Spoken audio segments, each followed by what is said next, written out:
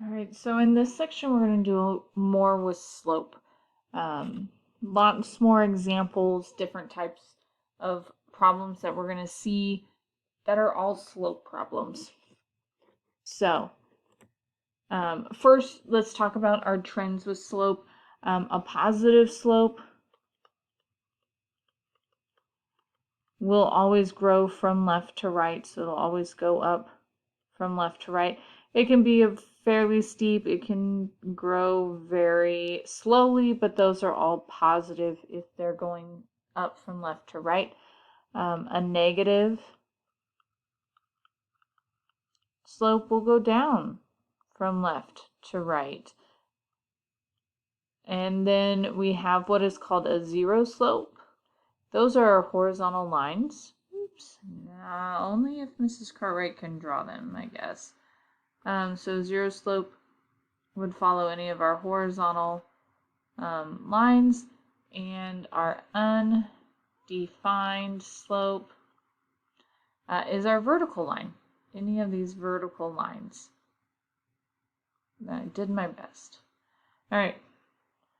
If you're struggling just looking at them, always try. You can imagine yourself a stick figure at the right or at the left-hand side, because we always read from left to right. And if the stick figure is climbing, then it's positive. If our stick figure,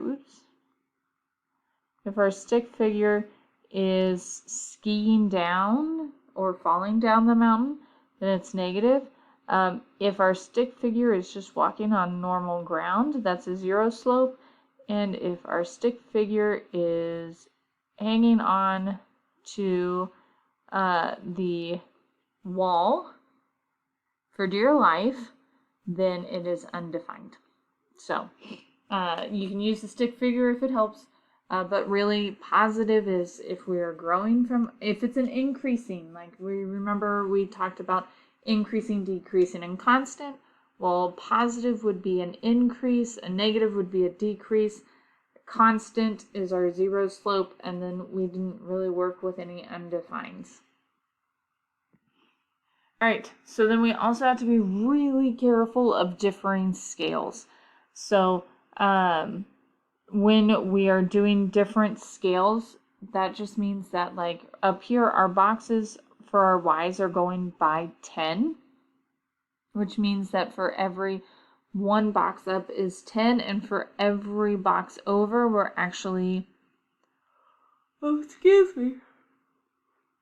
guess every two boxes over, we are 3. So every one box would be 1.5. Anyway, I have to keep that in mind. I can't just say that this is up 1 and over 4. Because in the graph, that may be true with boxes, but when it comes to the scale, it is not.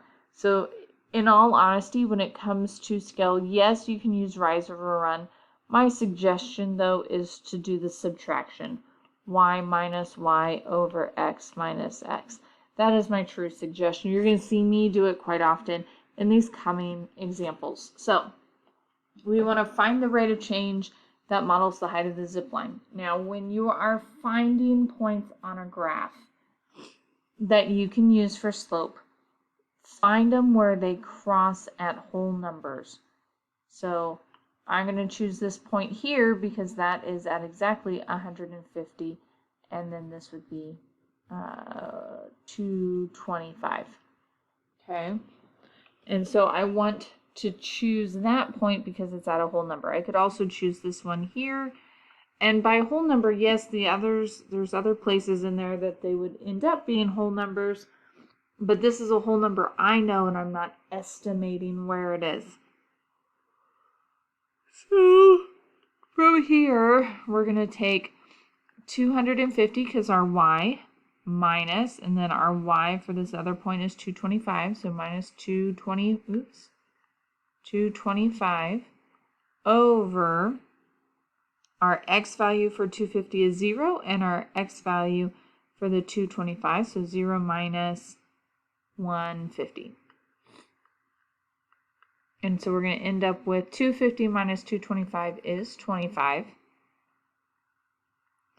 And 0 minus 150 is a negative 150.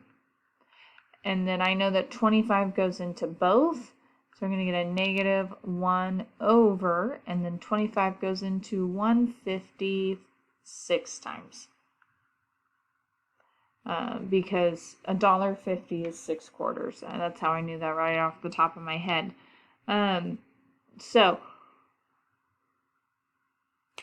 I know it's a negative slope because it is going down. So I could have put the negative there to begin with. And then I know it's going to be less than 1 because I'm going over more than I am going down. And so that's where I get a negative 1/6. Now this one does end up being down 1 and over 6, but that is because every box here is 25. And so it's this, if it's the same interval for both x and y, yes, you can count the boxes. But if it's not the same interval, or if you're not wanting to just take the chance, which I don't, then like I said, I tend to like to use the y minus y when my intervals are not as they seem. All right, we're going to do one more for this video, and then we'll save the other examples for the next video. All right, so here we need to hire a DJ for a party. The DJ charges an initial fee and an hourly rate. The graph shows the relationship between cost and time. So what is the DJ's hourly rate? So I'm going to choose the y-intercept here. So 0, 200. And then I'm going to follow this line until, this is where I notice that we cross. I call them 4 corners, or the crossroads. And so that would be 2, 350. And so I'm going to take 350 minus 200 over 2 minus 0. So 350 minus 200 is 50. No, 150. Silly Mrs. Cartwright can't do the math off the top of her head. 2 minus 0 is 2. And then 150 divided by 2 is 75. And so it is $75 per hour is his rate.